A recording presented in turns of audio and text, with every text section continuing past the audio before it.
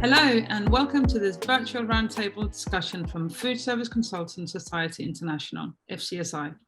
In this session, we'll be discussing the role of coffee in modern food service design projects. My name is Tina Nielsen. I'm from Progressive Content and I'm the editor of FCSI's Food Service Consultant magazine. This session is supported by Modbar, and I'm really happy to welcome two leading food service consultants to this conversation. I'd now like to ask each of the panelists to introduce themselves, tell us who you are, where you are, and a little bit about your experience and your expertise in the sector. Karen, can we start with you, please? Certainly. Hello, everyone. My name is Karen Malody. I'm in Portland, Oregon. I have my own consultancy, Culinary Options, in Portland, and have had my consultancy for over 25 years. Prior to that, my last corporate job was food and beverage director and menu development director at Starbucks. So coffee has been part of my life for many years. I specialize in visioning and working with clients to set the North Star course for whatever it is they're trying to do, menu development and concept development. Fantastic. Happy to be here. Fantastic. And Alexander? Yeah, hello, everyone. My name is Alexander Hofer. I'm the founder and the CEO of H44 Team. We are an independent planning bureau in the professional catering sector, which over 30 years of experience. So we offer services in hotel industry, resort and touristic accommodations, gastronomy and catering, commercial kitchen, basically for investors and projectants. So we are very fortunate to have positioned ourselves very proudly in the recent years. So meantime, over 60% of our beautiful projects are outside of South Europe, which is in the north of Italy. We are currently working in Brochkin, Switzerland, Austria, and especially in the rest of Italy, and hopefully even more internationally tomorrow. Brilliant. And Giulia? Hi, good evening, everybody. I work for La Marzocco, and I'm in charge of Modbar as a Global Business Development Manager. Very similar to Karen, my entire life has been, most of my life has been into coffee. So the past 17 years, I've been working for 3 different companies in the coffee industry, starting from a coffee roaster, then walking into a filter coffee equipment manufacturer, and finally an espresso coffee machine manufacturer. My biggest strength, of course, is the coffee knowledge and coffee related to food service and hospitality. I'm very passionate about customer relationship and support to the customer and helping them really to create their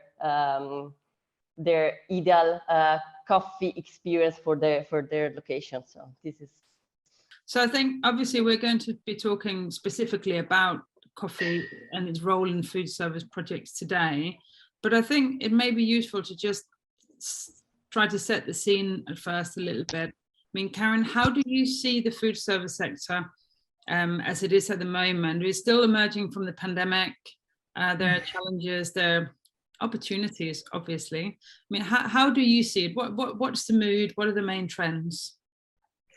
Well, and I, of course, will address that with reference to North America, since that's where I am. It's funny because the first 2 words that came to my mind when you asked that, Tina, were speed and convenience. Speed and convenience are driving this industry so heavily today, which has, of course, a real impact on design with the increase in app ordering, internet ordering, mobile ordering, pickup and delivery. I think one of the challenges has been for operators how to meet the needs of the virtual or digital customer while simultaneously meeting the needs of people inside the 4 walls without them crashing into each other and creating chaos, both back of house and front of house. I would say that's been a real issue, how to accommodate all customers coming at the product from different channels of ordering. It creates some spatial and labor issues.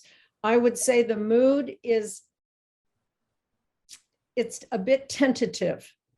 There's hope and there's also worry as to what the future of food service will be, both in commercial and on-site food service.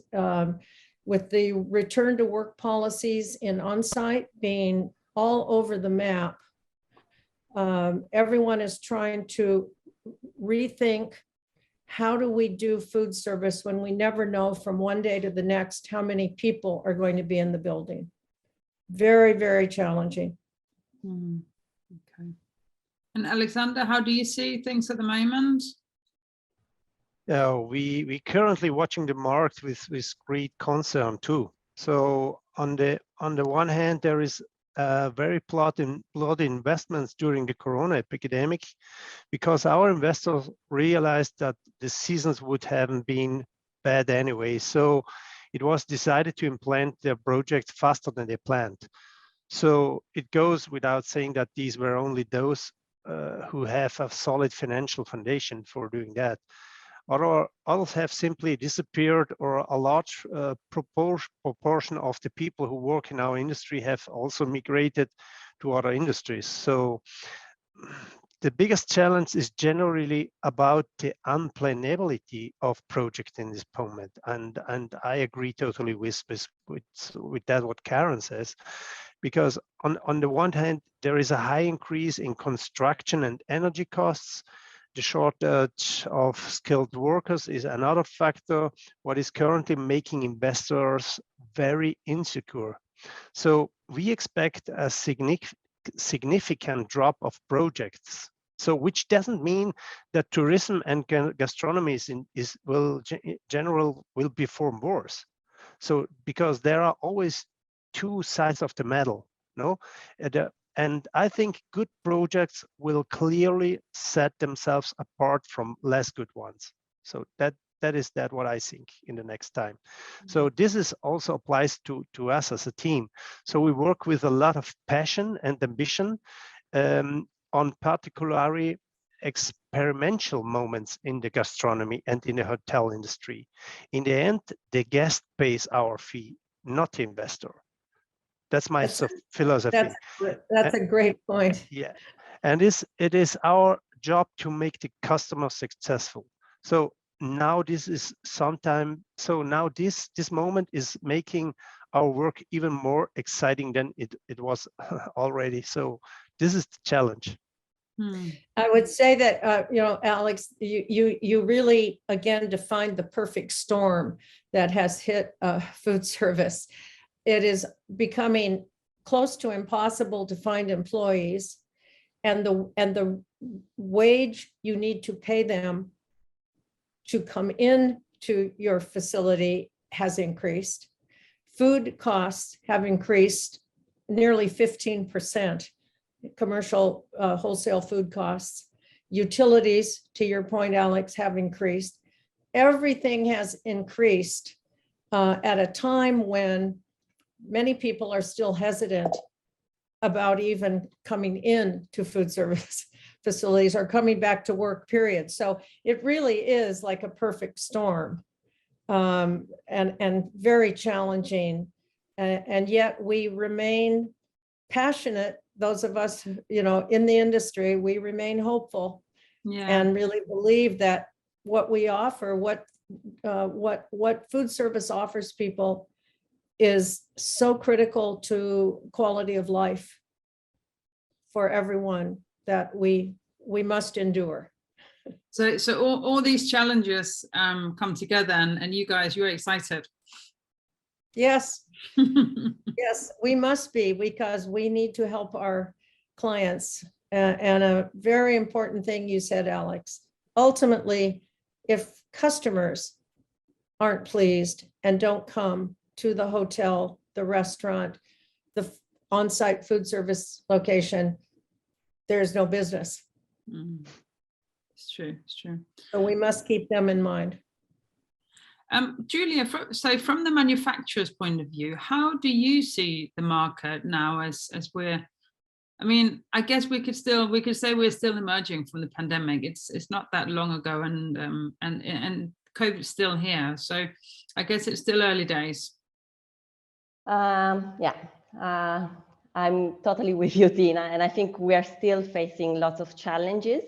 So from a manufacturer perspective, I think some were already mentioned by Alex and Karen, but we can also say that we are still struggling, still suffering by the shortage of parts. We are suffering as lots of other industry because of price increase of raw materials. Of course, there has been a spike in the global shipping pricing, which is also heavily affecting our cost in multiple directions, I would say. So there are lots of challenges for a manufacturer competing still, and I mean, arriving to the market with the right positioning and right product, and I mean, right timing especially. I do share the positivity on one side of Alexander and Karen, saying that what I've noticed during the COVID and after the COVID is that lots of entrepreneurs and lots of project owners are really coming up with the motivation to rethink their idea, getting inspiration from life, and trying to moving the focus, becoming more creative and somehow brave when it comes down to business. So that's the part I think it's motivating all of us and making us like thinking beyond what are the challenges and barriers in our business. So that's the beauty of trying to rethink the business, innovate, and being always creative and brave and innovate in our business. And people are drinking more coffee. Good point. And this is probably why there's so many things to be concerned about. It keeps us up at night, and it's not the coffee that keeps us up. So true. Yeah. But yeah, coffee consumption is just phenomenal. Giulia, I'm interested then in what's the appetite from, do you see an appetite from clients in buying in new equipment, or are people still hesitant about investing? No, I mean, during the COVID, I think our company has really has survived thanks to the home machines, to the home products. So this is a very crucial thing. I think during the pandemic, people have started to cook more at home, look for qualitative products, healthy food, study recipes, study new methods, new way to make things at home. I think coffee has been one of those products that people have put more focus and effort into. So definitely people since they couldn't really enjoy with many things out of home, I think they've invested into coffee, into food. And this is the reason why, where all the manufacturers who were selling home products did a reasonable good business during the COVID as well. So while talking about demand of machine, I think in the last year and a half, we're back to an incredible demand. And I think I'm talking for all the coffee machine manufacturers. So business is back. We truly never suffer, but I think in general, there's a big number of requests big request for coffee equipment and qualitative coffee equipment in general. Yeah, there's definitely quite a moment for coffee, or it has been for the last few years now. And I promise that we will talk about coffee very soon. But I just have one more general question for Alex and Karen about the process you go through when you work with a client. Alexander, if you can maybe describe the initial stages when you start working with a client. How does the conversation start, and how do you decide on what equipment they need? How is that process? I think wrong ideas lead to bitter disappointments. So as consultants and planners, we have to protect ourselves from this situation. So having a certain routine and standard gives us also strength and orientation in this uncertain times, you know. And as I mentioned before, it's very important to understand the vision, no, and the status quo, and to analyze this. So is there some case study there or expert reports, or should we help to bring it in? So and then we did, after that we can develop a concept. We can develop this concept with the investor operators and experts and work as team to make the best for this vision, no, and to create a concept story, the organization and the process of the logistic part, and so that's part of our name. No, it's not that H44 team is that we are such a great team. No, we are a small team, but every project is so good than the team after project is. So work together to bring out the best result for the customer and for the customer experience, no? And after it's pretty clear this concept, then we can plan success. So we can make the layout, we can make the cost calculation for infrastructure, for the machine park, then it makes any sense. But first of all, we have to make, like Karen said before, we have to make a clear thing what we want. Work is complicated enough, so make always the projects pretty sure what we do. So that's our approach to go to projects. And if we see there is no vision around, so we need contracts and every day, but I don't need that kind of contract or job in my company. So because we are really adaptable, so no problem with that, but we should have a clear idea together with our customer and the operator what we want at the end. And this is important, I think. Okay. Karen, you're not directly involved in design, but your work obviously influences design. Tell us a little bit about how you work with clients. My mantra is follow what I call the project organizational chart. It starts with vision.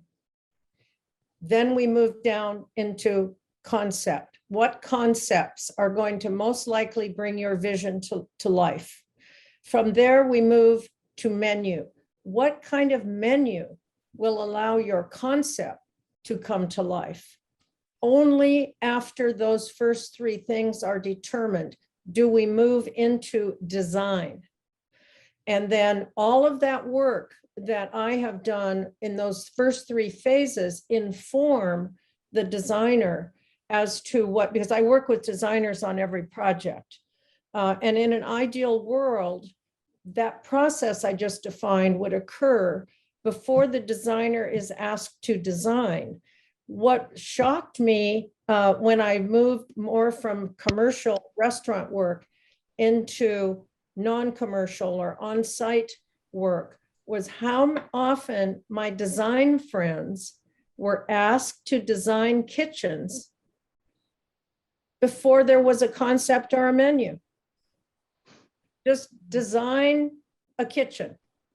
Well, what that forces the designer to do, and I don't know if this happens as much in Europe, Alexander, but it happens a lot here. So the designer is forced to design what one might call a generic kitchen. Make sure there's a grill, a char grill, a flat grill, a combi oven, and there's no information behind that. And it can be that then when an operator is chosen for that facility, they want to renovate a brand new kitchen before it's ever been used. And it's very sad. It really is, because concept and menu drive design. So how much of your role as a consultant is as an educator? 95%. I mean, seriously. And you know, with many years of working in FCSI, it at first, I remember leading a panel 20 years ago on what is an MAS consultant.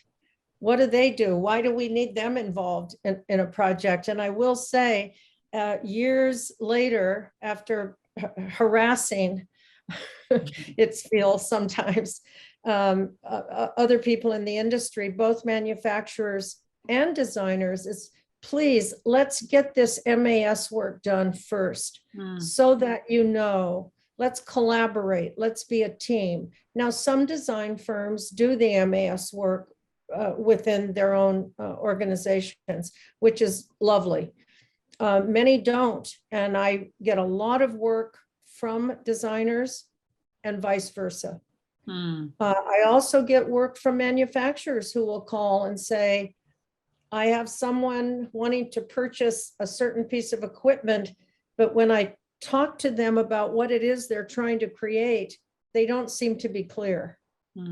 Are you willing to engage with this customer to help them be clear about what concept it is they're trying to create? Yeah, okay. So, Karen, one of the best, I read from the IKEA founder from Kamprad, from Ingvar Kamprad. He said, time ago, we make cars and then we look for the pilot, and then he said, now we make the vision, we find the pilot, and then we buy our store. I love it. It's not for someone which can understand, don't see any difference in it.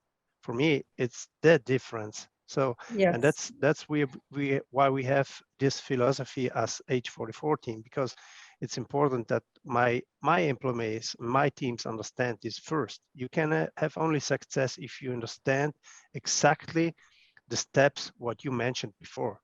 And this is a philosophy. So it's not teachable, I think so. You have to have it in your philosophy of your company. Yes, agree. Yes, I'm a firm believer and have always been that function should precede form. When form precedes function, then you have to manage the concept and the menu around the existing facility. It can be done. I do that. I do that often because people they've gotten the cart before the horse. Sure. And so something has been designed and we have to make it work. And that can be done. It's not ideal. No. Because you may have to totally change your concept just to have the facility work properly. Yeah. Right. Coffee, which is what we're here to talk Coffee. about. Coffee. Oh. So I guess over the last, I don't know, maybe the last 15, 20 years, coffee has really, the role of coffee in a food service operation has changed a lot. Customers are more demanding, they're more discerning. Alexander, how have you seen the role of coffee change over the years? So, yeah, I think at the time when people are consciously eating more healthy and generally drinking less alcohol and coffee is becoming more important again, I think so. Maybe that's just my subjective perception.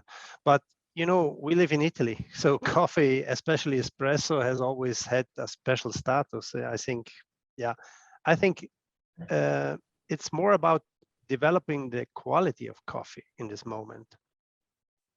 But I think yes, Karen and Giulia has a much better answer than me on this argument. Okay, fair enough. Giulia, do you wanna pick that up?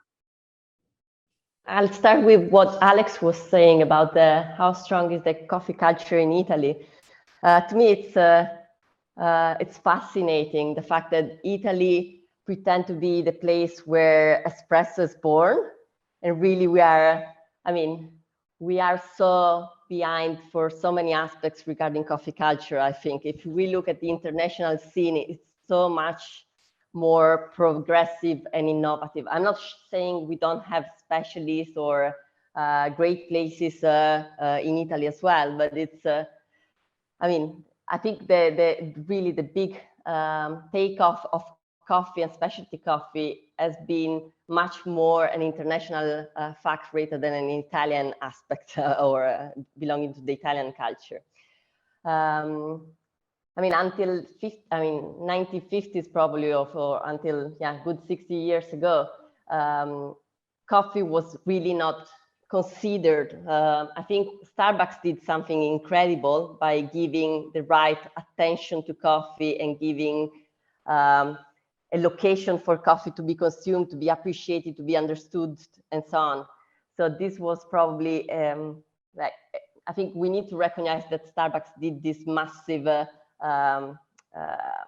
has such a massive role in making coffee central to the food service industry somehow. And to me, what's fascinating talking about coffee relating to food service is now that we see coffee entering more and more different segments. So of course, coffee and specialty coffee has been booming and growing steadily in many countries, especially in some cultures. But what I really love is to see that coffee is now not anymore pertaining only to coffee shops, but it's really entering different locations, different segments, different environments. So, and it's more than a product to sell. Very often is it's really an act of hospitality. There's a big attention to offer a premium quality product because, of course, the consumer, as we were saying, are becoming more and more conscious about the product, about the origin, about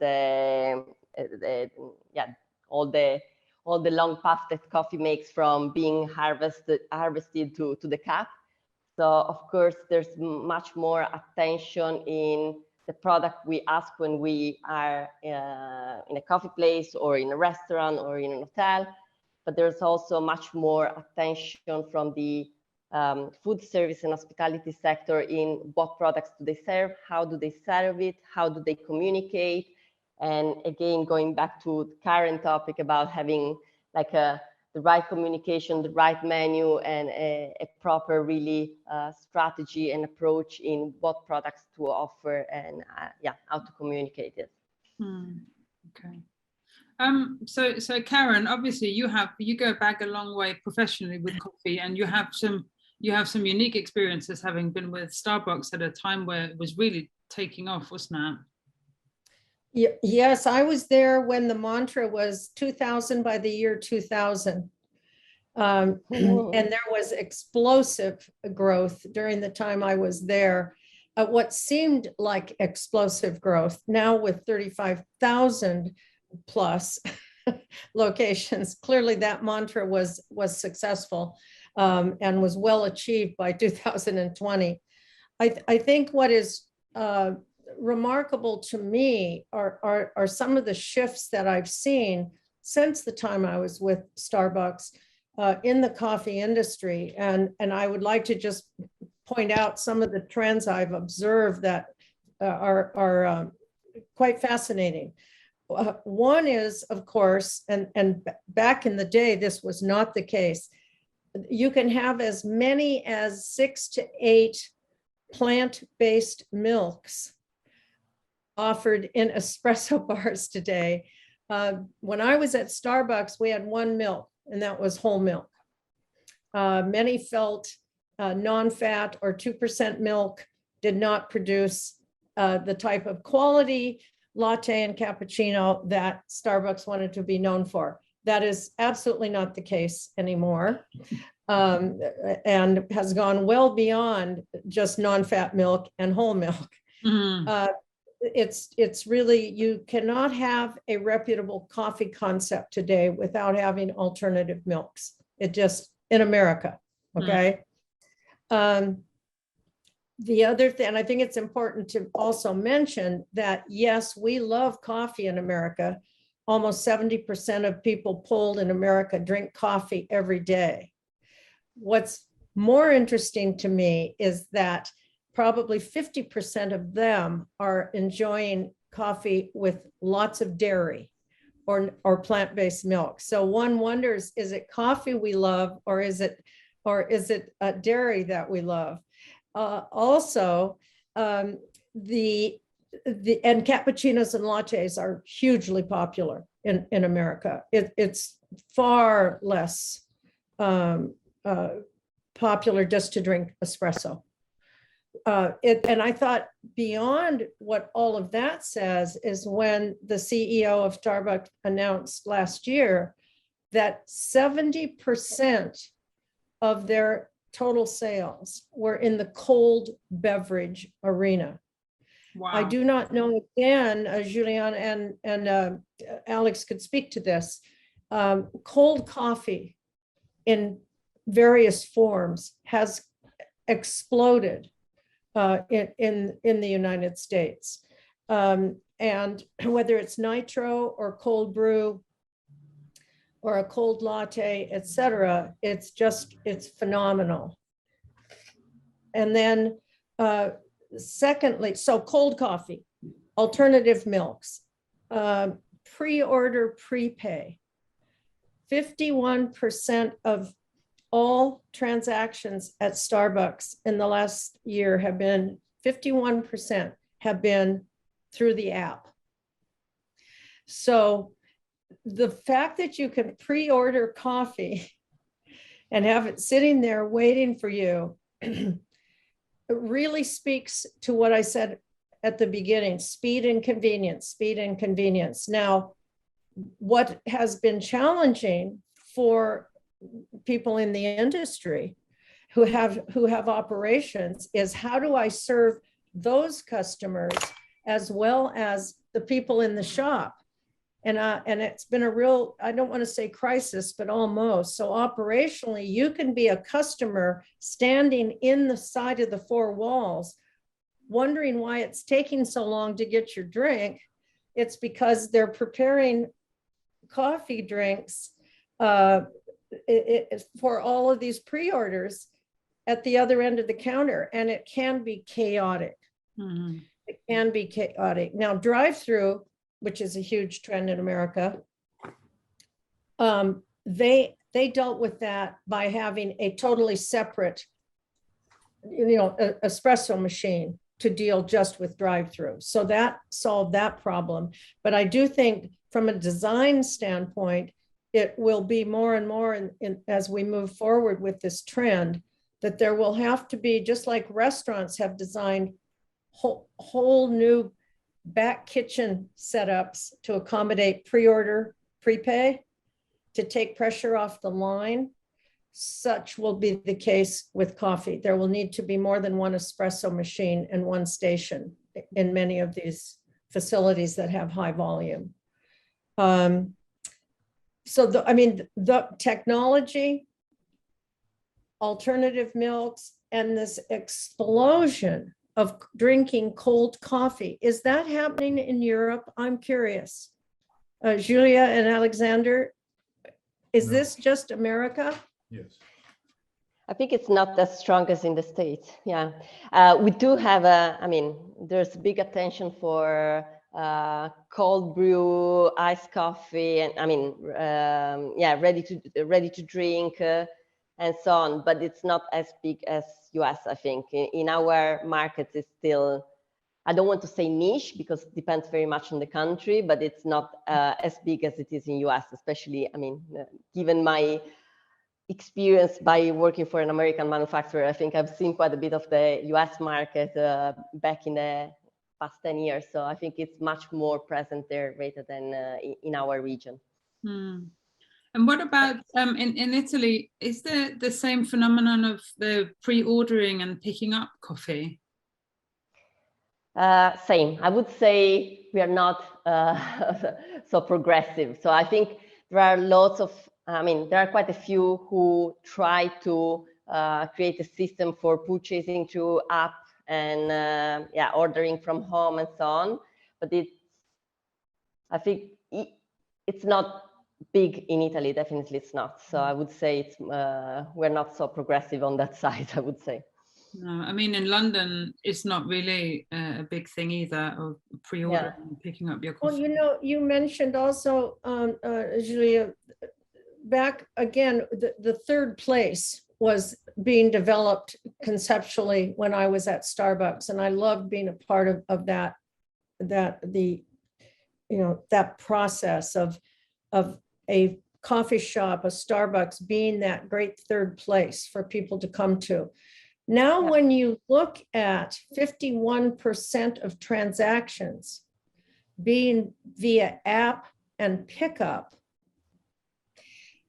it leads to the same question of it's no longer the third place if you don't stay there and relax and enjoy.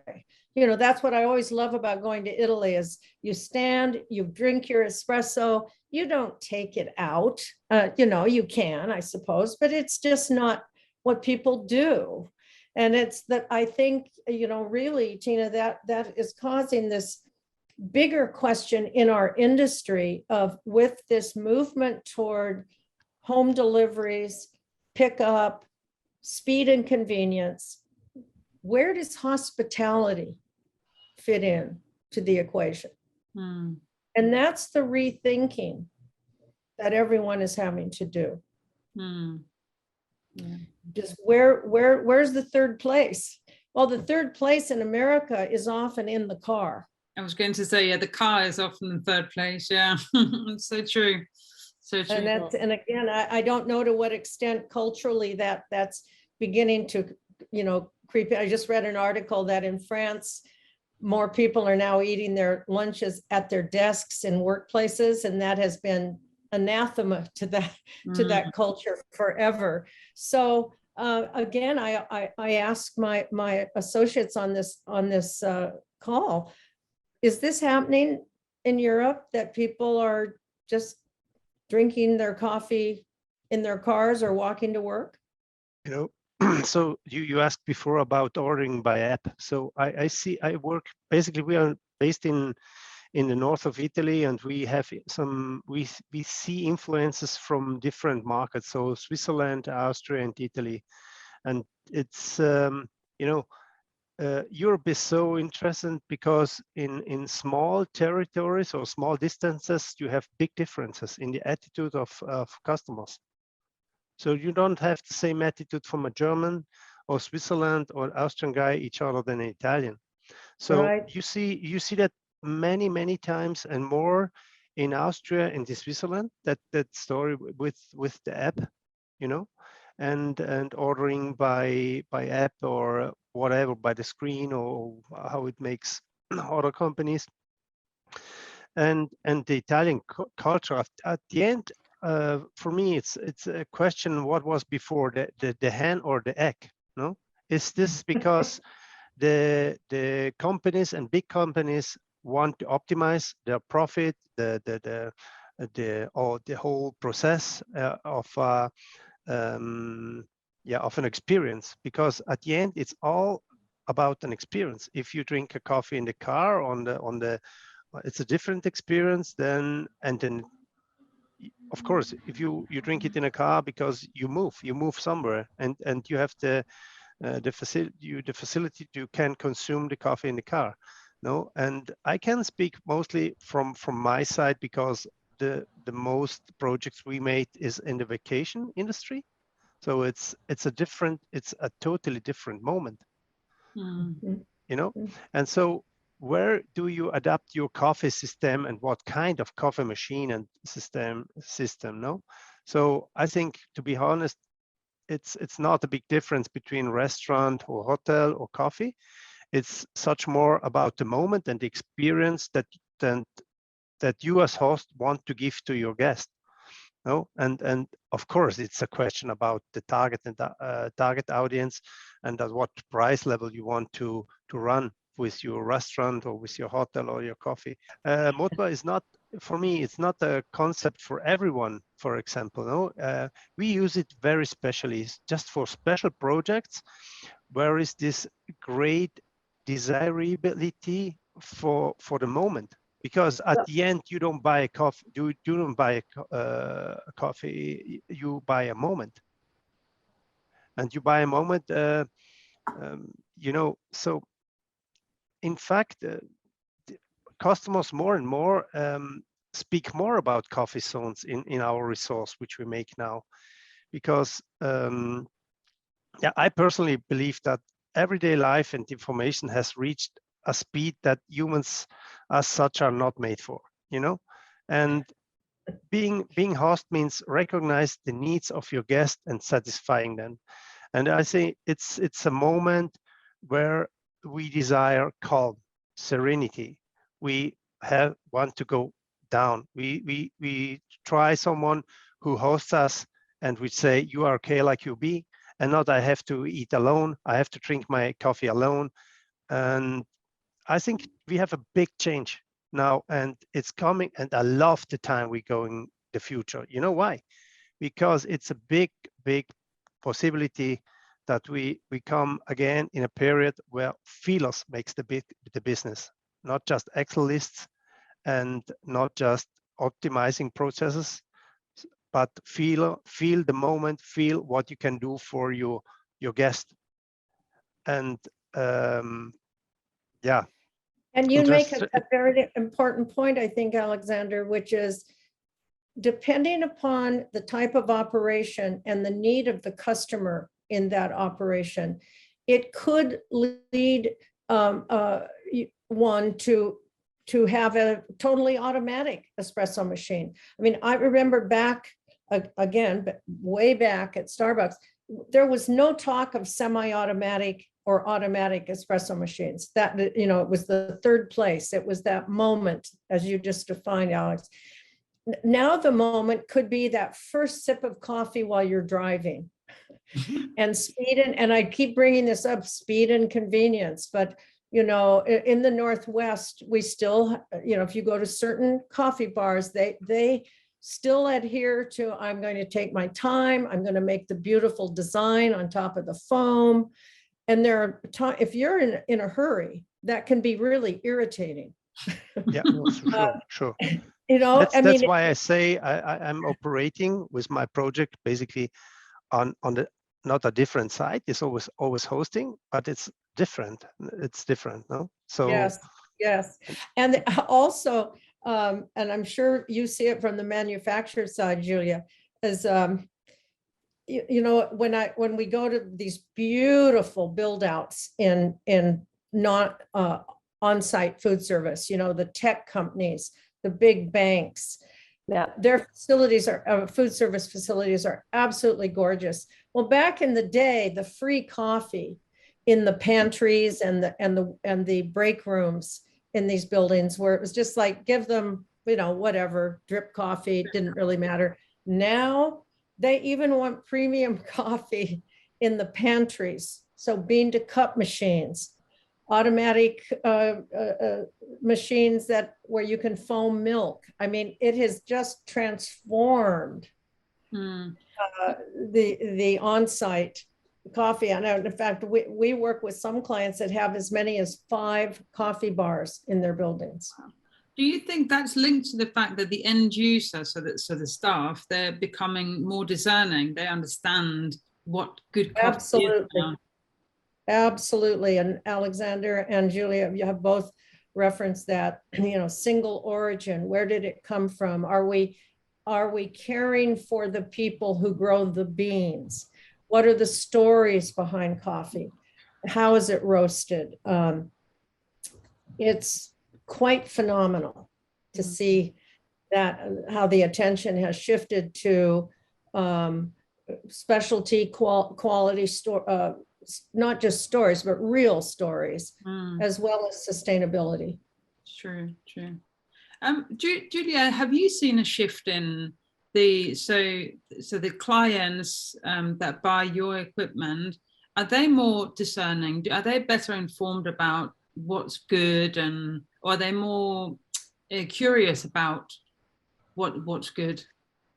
Yeah, I would say definitely yes. There's much more awareness, much more research, much more attention, much more care at all levels. So it doesn't matter if you're a consumer, if you are a professional, but there's there's the need from a professional perspective. I think there's the need to differentiate, to innovate, to reinvent the business, and to be offered to differentiate from each other by offering a next level experience, a next level products, a next level attention to every single detail. So I do think, yes, also it's very true for the machine, and it's very true. There's the big attention for who the players are, what do they offer, what's the difference in terms of features. So yeah, there's a big attention on the equipment without any doubt.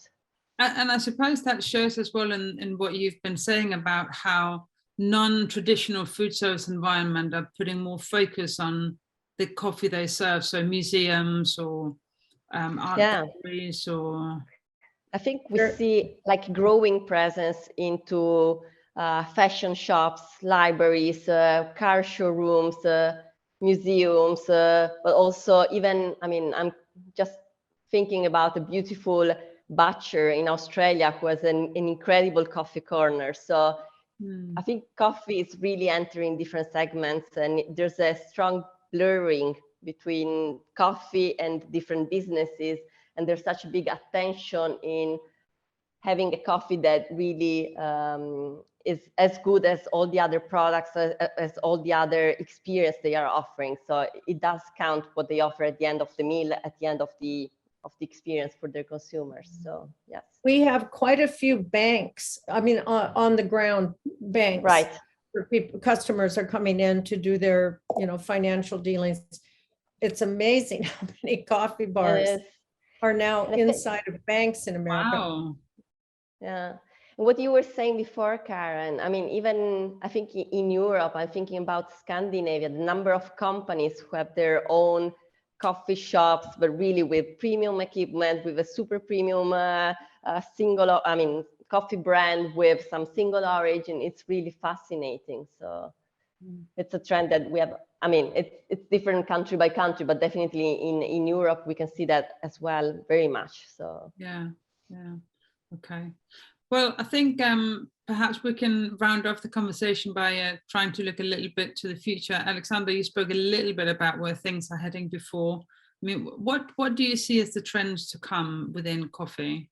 Yeah, generally I like to be surprised and to react on it, because I think that, yeah, sure, of course, the world is becoming more digital.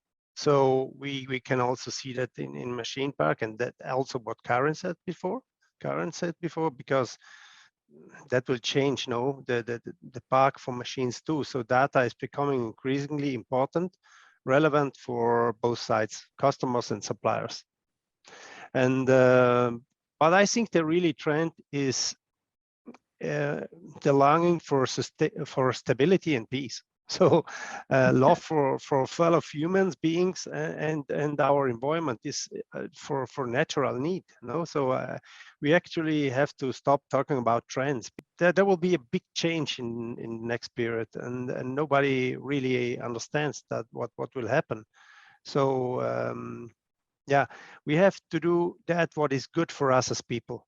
So in long term, that will bring the best benefit to everyone, and so we should be conscious for that what we consume, especially in food and in drink. So, and I think the new generation will change a lot the way how to consume foods in the future. Yeah, they certainly have driven the cold coffee phenomenon for sure. And I really agree with you, Alexander. I think that's part of the sort of global anxiety everyone is feeling today, is what really is the future? Where is all of this going to really take us as a people? And the only thing I know for sure is people will continue to drink coffee in vast amounts. It will be an important part of their day, whether it be morning or an afternoon break. Having come back from, as I said, a tour of some very large on-site facilities last week in New York City, I was amazed at how busy the coffee bars were all day long. And people sitting as well as going. So There will continue to just be an upsurge in consumption of coffee, whether it's cold or hot. I mean, Americans still primarily drink brewed black coffee at home with cream in many cases. I don't want to make it sound like all we're drinking is cold coffee, but in terms of ordering out, it's quite a phenomenon. But I do believe there is something about coffee that's magical with regard to the heart and soul of the human being. It does something for people that nothing else does. No. And I don't think that will ever not be the case. No. Okay. How about you, Giulia? I agree. What are you seeing from the manufacturer side? How do you see, where do you see it heading? I mean, there are a couple of trends which are more remarkable for all the manufacturers, and definitely everybody's looking more and more into IoT. So machines connected, remote control, capability to really check the performance of the machine, be able to predict when a machine needs service, but also pull out data in terms of consumption, operation, and so on. This is definitely one. There are no huge innovation, I would say, from a technology standpoint, beside that general direction. The main thing for everybody is really looking into IoT and more remote control of the equipment. Okay. And same as, I mean, talking about coffee, looking at coffee, we've had a big moment of second and third wave and lots of noise and attention to that. And I think right now it's a bit more somehow quiet, but same as Alex, I do believe it is fun not to know everything always in advance, and sometimes be surprised about new trends coming up accidentally. And so Fantastic. Because Right. maybe we live in a time where we are used to react. No, every day is something new. So what happens? Yeah. So Italy people especially in that, no, to don't have a long-term program, but to really have the ability to get up themselves to the situation. So I think in general, that's what you're saying, because I find in general with all the clients we work with, there's more of a hesitation these days to do long-term planning because what's the point? You know, I think COVID really did that. And I don't know if it's good or bad. It's no comment with regards to good or bad. It's just, that's a result. It's a result. Yeah. Okay. Karen, Alexander, Giulia, thank you so much for taking part in this conversation about coffee and food service design. And thank you to Modbar for supporting the session. We appreciate your time.